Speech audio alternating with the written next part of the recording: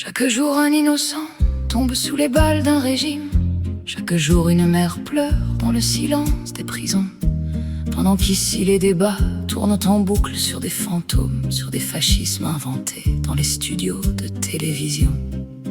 On crie aux monstres à chaque phrase, on s'insulte pour des mirages, mais là-bas hommes, femmes, enfants disparaissent et personne ne change de chaîne.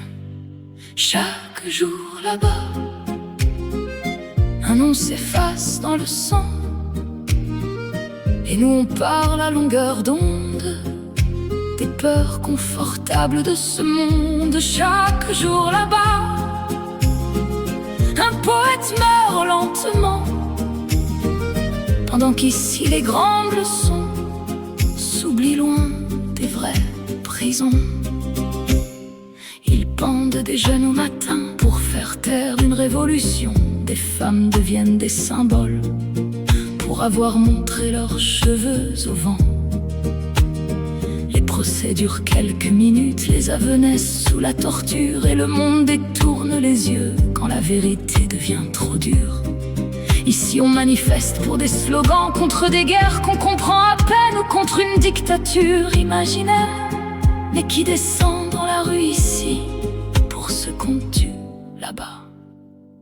Chaque jour là-bas, un innocent paye maintenant, et nous on joue les résistants derrière des écrans rassurants. Chaque jour là-bas, des cris se perdent dans le vent, pendant qu'ici les opinions remplacent souvent la compassion.